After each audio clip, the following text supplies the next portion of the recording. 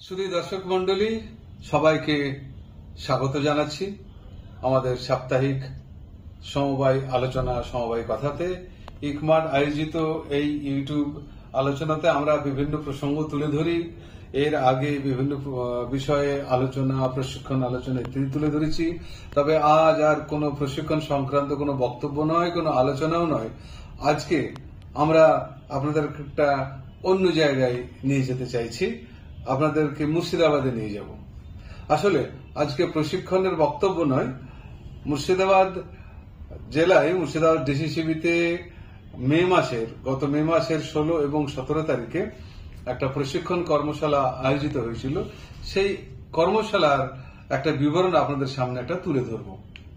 আপনারা জানেন যে ইকমাডে এখানে প্রশিক্ষণ যে চলে, সেখানে বিভিন্ন সময় বিভিন্ন প্রশিক্ষণ কারা কারা অংশগ্রহণ করে, সমবায় ব্যাংক, সমবায় প্রতিষ্ঠানের কর্মীরা, সরকারি আধিকারিক, স্বয়ংবর গোষ্ঠীর মহিলা, এই ধরনের বিভিন্ন ক্ষেত্র থেকে প্রশিক্ষার্থীরা আসেন।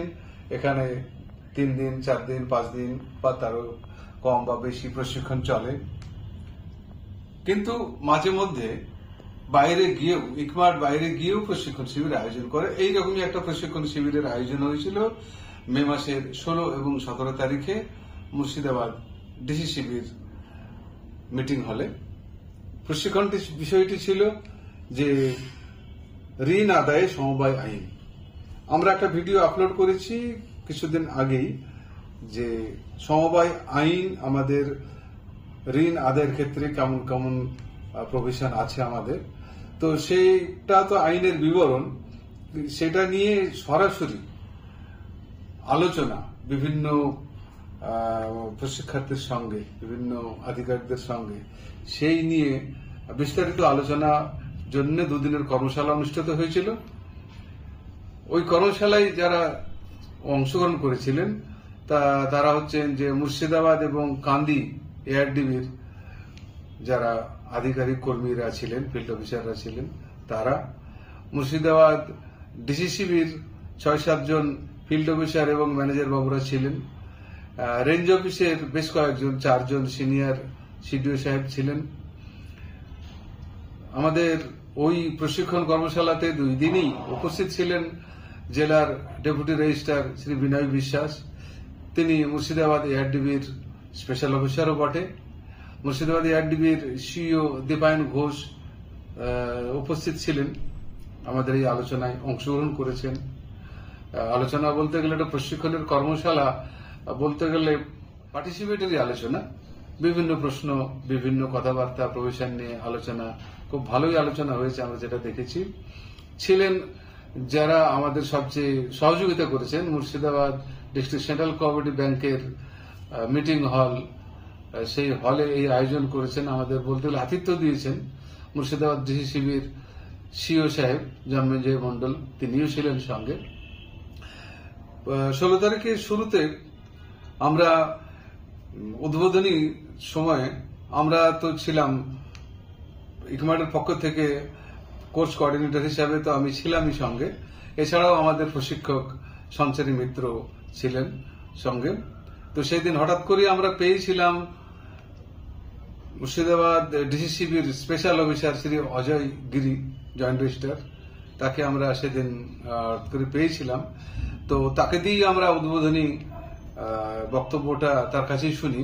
আর একটা বিশেষ বিষয় ছিল যে তিনি এই ইকমাডের একসময় প্রিন্সিপাল ছিলেন।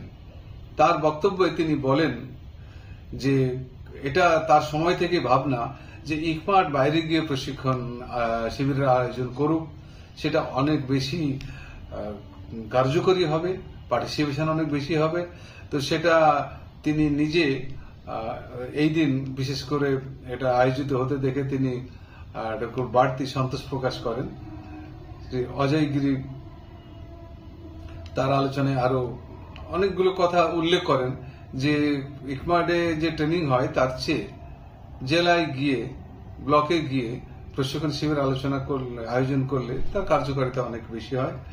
তো এই 15 এবং 16 2 দিন ব্যাপী যে আলোচনা, সেই আলোচনার পুরোটাই যিনি পরিচালনা করেন আমাদের প্রশিক্ষক হিসাবে, এক্সপার্ট হিসাবে দেবাশিস চক্রবর্তী। দেবাশিস চক্রবর্তী আমাদের সমবায় বিভাগের বর্তমানে অবসরপ্রাপ্ত assistant registrar of cooperative society ছিলেন, এআরসিএস। তো তিনি 2 দিন ব্যাপী আলোচনা করেন। তো তার আমরা কিছুটা অংশ আসুন আমরা নজরে এলো, যেটা বিক্রি করবেন সার্টিফিকেট অফিসার, প্রপার্টি কোথায়? What is the property? প্রপার্টিটা কোথায় যে প্রপার্টিটা বিক্রি করবেন? আমি তো বলে দিচ্ছি সব প্রপার্টির কথা, কিন্তু প্রপার্টিটা কোথায়? সার্টিফিকেট অফিসার কি করে জানবেন সেই প্রপার্টি ডিটেলস? বোঝা গেল? আসল কাজ তো প্রপার্টি বিক্রি, তাহলে সেই প্রপার্টিটা সার্টিফিকেট অফিসার কি করে জানবেন? এবং যতক্ষণ না জানবেন ততক্ষণ উনি সেল অফিসারকে কি দিয়ে বলবেন যে তুমি এই প্রপার্টিটাকে সেল করো? কিভাবে তিনি ওয়ারেন্ট ইস্যু করবেন যে এই প্রপার্টিটাকে তুমি বিক্রি করো?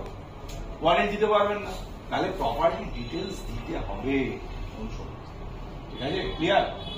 কে দেবে প্রপার্টি ডিটেলস? সেল অফিসার নির্দেশ নয় তো, তাহলে প্রপার্টির একদম, এই তো বলে দিচ্ছি তো, একদম সেল অফিসার অ্যাপয়েন্টমেন্টের আগে, ওয়ারেন্ট ইস্যু করবার আগে যিনি সার্টিফিকেট হোল্ডার তিনি জানাবেন প্রপার্টি। দ্বিতীয় দিন সমাপ্তির আগে আমরা খুব সৌভাগ্যক্রমে আমরা পেয়ে গিয়েছিলাম ওয়েবস্কার্ডের বিশেষ আধিকারিক ডক্টর মইনুল হাসানকে। ডক্টর মইনুল হাসান তিনি ওই সময় বহরমপুরে ছিলেন।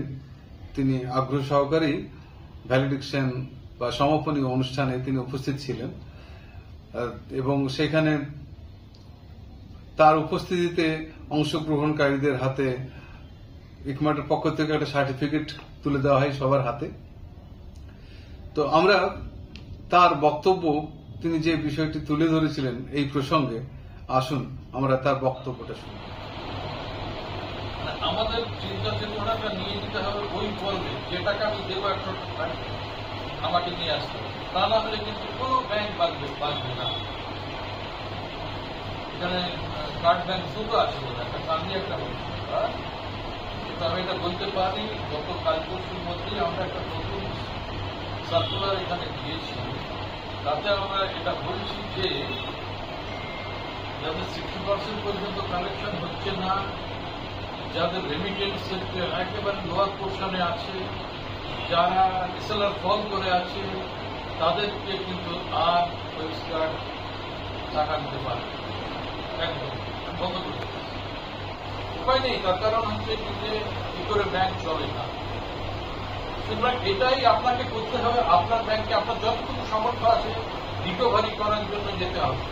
একটা ব্যাংকে 90% এনপিএ হয়ে গেছে, কি করে চলবে?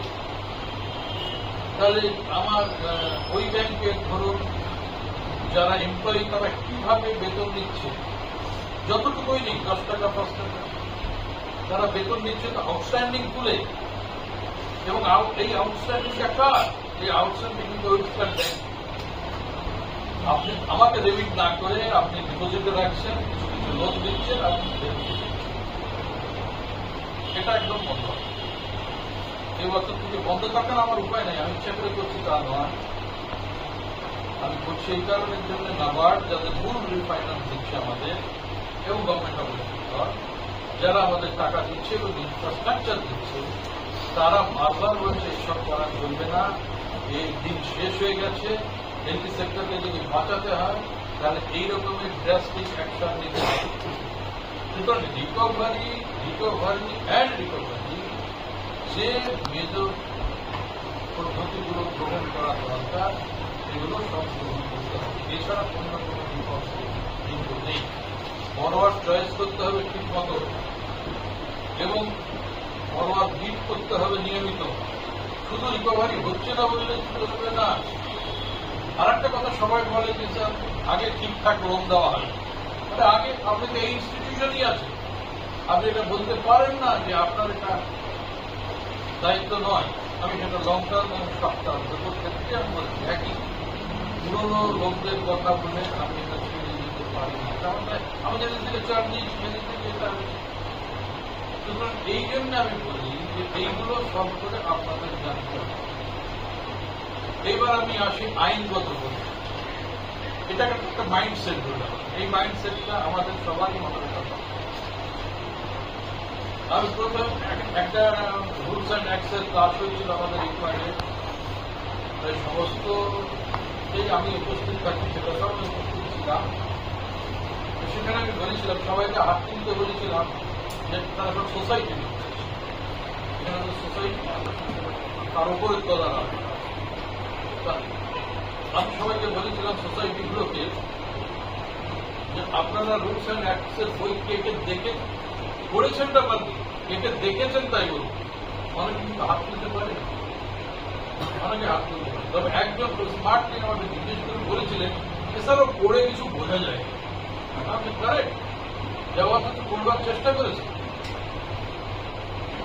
আইনের বই খুব যে সহজ করে লেখা যায় তা কিন্তু নয়।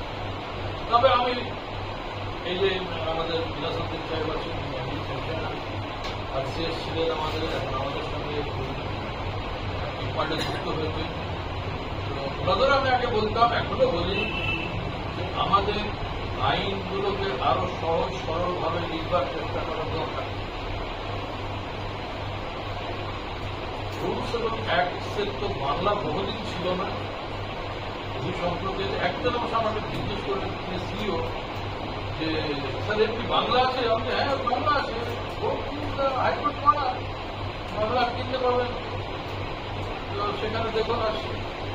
এই নিয়ে আমাদের পুরনো সমবায়ী এবং গভর্নমেন্টের অফিসার অসীম রায় মশাইয়ের সঙ্গে আমি স্টেট কমিটির একজন চেয়ারম্যান, তখন তার সঙ্গে আমার দীর্ঘ আলোচনা এবং উনি তো বাংলা করেছেন এবং সেগুলো অনেক সময়তে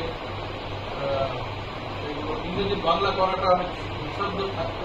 তো আমার আগে ঠাট্টা করে বলতাম আরে না না, আপনি ওই যেগুলো থেকে যাচ্ছেন ইংরেজিতে সেগুলো ইংরেজিতে রেখে দিন, ওগুলোকে ভালো বুঝতে পারবে। হ্যাঁ, তো বাংলা করলে বরং তো সেটা বুঝতে পারবে। তো সেটা কিন্তু ওনার ওইরকম করতো, ওনার বইটা দেখবেন আপনারা। আমি কথা বলি যে আপনাদের প্রত্যেকটা সমবায়ীকে বা সমবায়ী অফিসাররা এখানে আছেন, সুপারভাইজাররা আছেন, সিইওরা আছেন, সমবায় বইটা কিন্তু আইনটা কিন্তু করতে হবে, বারবার করতে হবে, অন্যদের সঙ্গে পরামর্শ করতে হবে। এটা পড়াশোনা না, এই ওয়ার্কশপের মতো আলোচনা করলে এটা অনেক কিছু কিন্তু জানা যায়। তো এখানে প্রচুর সেকশন আছে রিকভারির জন্য, আমাদের ইতিমধ্যে কিছু আলোচনা হয়েছে। সেকশন নিয়ে একটা মজার কথা বলবো বলে আমি এই বক্তব্যটা করবো। যেমন 59, 102, 122, 139, 140 এসব তো রয়েছে সেকশন। কিভাবে রিকভারির জন্য এই মেজারগুলো নেওয়া যায়। তো আমাদের একজন আরসিএস একদিন আমাকে বলছেন, তিনি আইএস অফিসার, আমার বন্ধ করি বন্ধু স্থানীয় বললেই চলে, তার কারণ উনি এসডিও হিসাবে প্রথম মুর্শিদাবাদ জেলাতেই অ্যাপয়েন্ট হয়েছিলেন, ভেরি গুড অফিসার। তো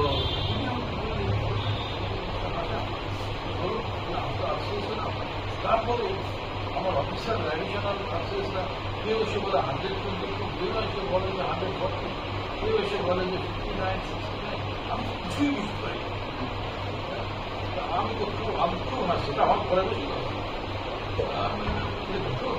আপনাদের একটা অসুবিধা হচ্ছে, আইএসদের যখন ট্রেনিং দেওয়া হয়, মানে দুটো পরীক্ষা হয়ে যাওয়ার পর যখন ট্রেনিং দেওয়া হয়, আগে তো দেওয়া হয়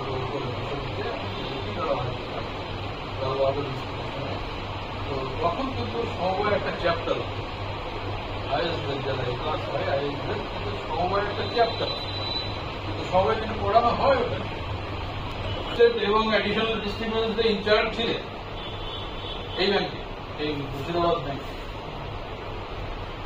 একজন এডিএম।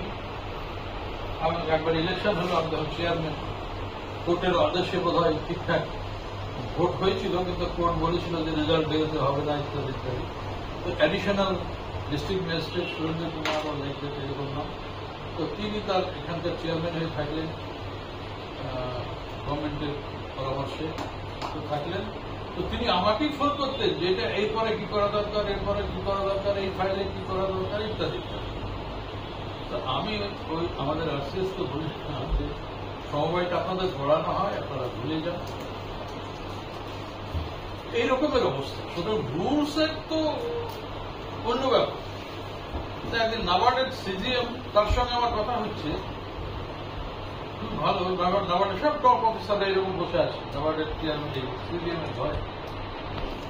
তখন রিকভারি তো আমাদের ওয়েবসাইটের খারাপ আছে, এবারও খুব ভালো হয়নি, 40% জাস্ট ক্রস করেছে। ভগবান অবশ্যই ভালো ছিল 3%। তখন উনি বাদে অন্য যারা বেশিরভাগ অফিসার ছিলেন বাঙালি, তারা বহু করে দিয়েছে।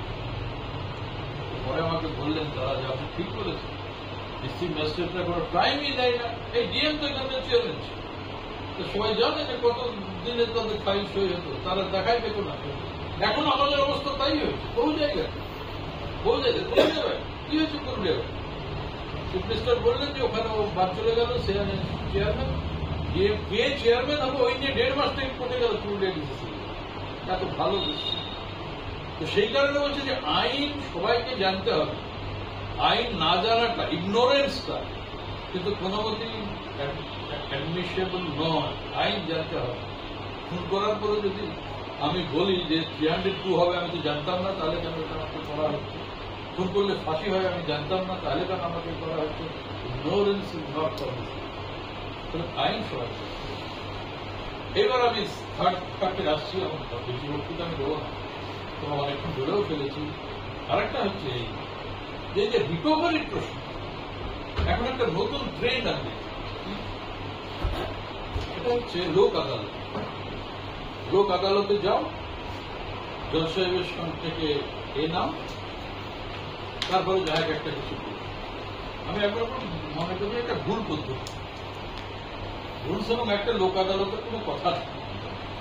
আর একটা যে জাস্টিসরা ওখানে বসে থাকলে প্রত্যেককে সম্মান করবে। বেশিরভাগই রিটায়ার্ড জাস্টিস, তারা কোনো দিকে না তাকিয়ে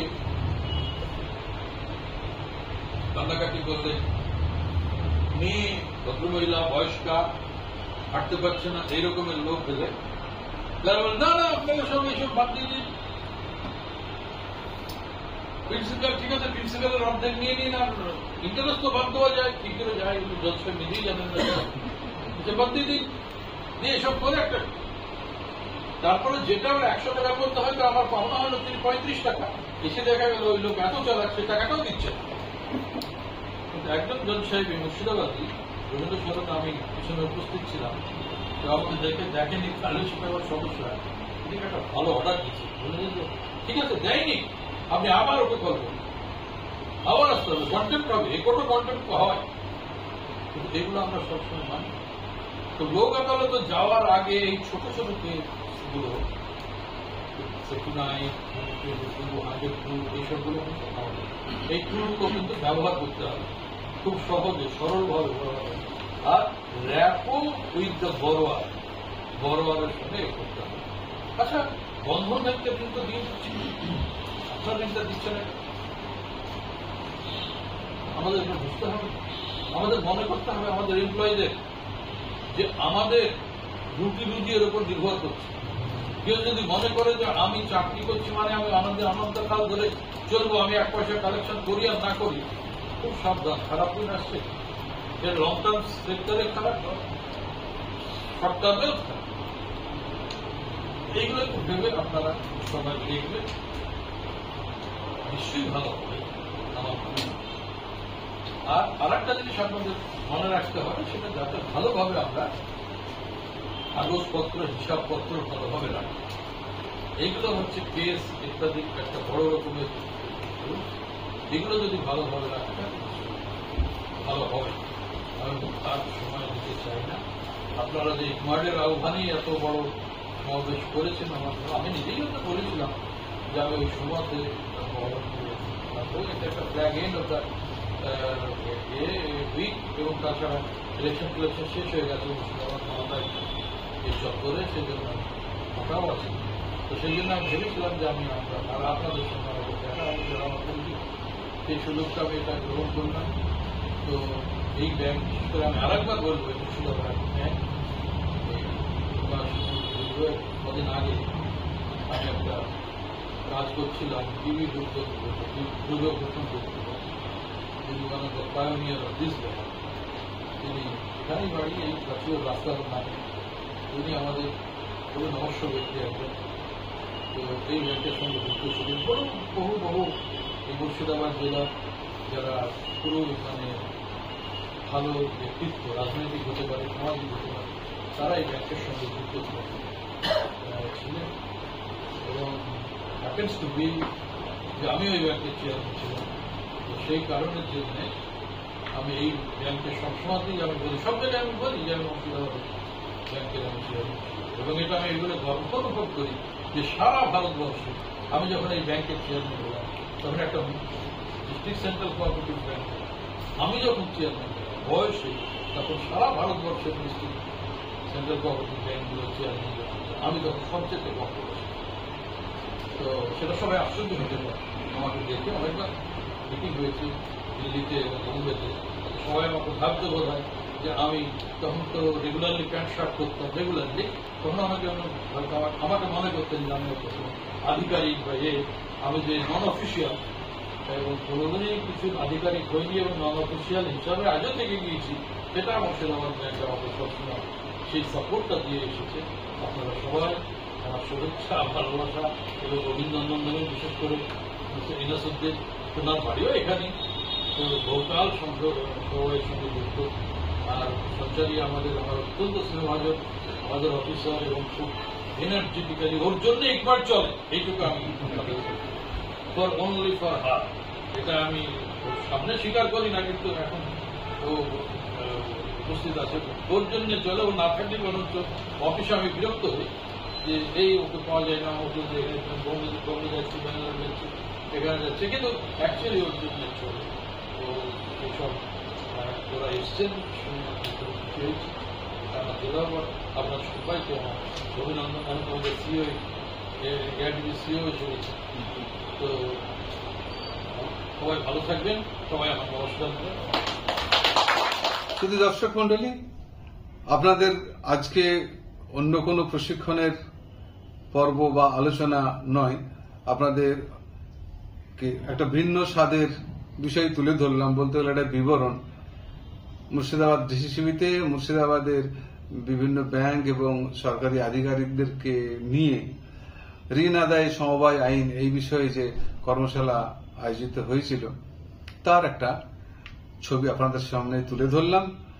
এই বিষয়ে জানি না আপনাদের কেমন কি মনে হবে বা কেমন লেগেছে। যদি আপনাদের মতামত সে ভালো হোক বা একটু মন্দই বা হোক, আপনাদের ধারণা বা মন্তব্য যদি আমাদের কমেন্ট বক্সে দেন, তাহলে আমরা নিশ্চয় আগামীতে সেগুলো আমাদের কাজে লাগবে। এবং এই ধরনের প্রোগ্রাম, কি ধরনের প্রোগ্রাম আমরা সমবায় কথায় কি ধরনের আলোচনা উপস্থাপিত করতে পারি, আপনাদের পরামর্শ আসুক, সুচিন্তিত ভাবনা আসুক। সবাইকে ধন্যবাদ। আগামী পর্বে আবার দেখা হবে। ভালো থাকবেন।